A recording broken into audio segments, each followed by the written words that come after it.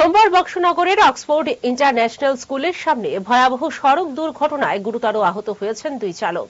মানিক্যনগর এলাকার সুশীল সূত্রধর তার মোটর গাড়ি দ্রুত গতিতে চালানোর সময় নিয়ন্ত্রণ হারিয়ে গাছের সঙ্গে ধাক্কা খায়। ঠিক তখনই পেছন থেকে আসা নয়নজলার সাইফুল ইসলামের চালিত অটোরিকশাটি ওই গাড়ির সঙ্গে সংঘর্ষে জড়িয়ে পড়ে।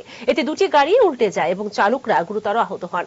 পুলিশ দ্রুত ঘটনাস্থলে পৌঁছে আহতদের বক্সনগর স্বাস্থ্য কেন্দ্রে নিয়ে যায়, কিন্তু অবস্থা আশঙ্কাজনক হওয়ায় তাদের হাপানিয়া হাসপাতালে স্থানান্তর করা হয়। দুর্ঘটনার কারণ তদন্ত করছে পুলিশ।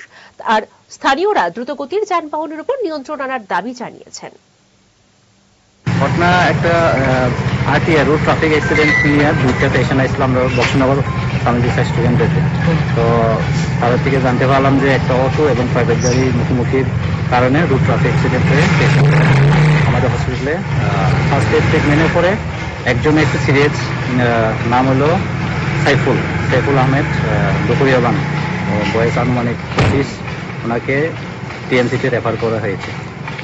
ব্যথা পাইছে কোন জায়গায়? ব্যথা পাইছে কোমরে, প্রচন্ড ব্যথা পাইছে ডান হাতে, এবং ফ্র্যাকচার হওয়ার চান্স সম্ভাবনা বেশি।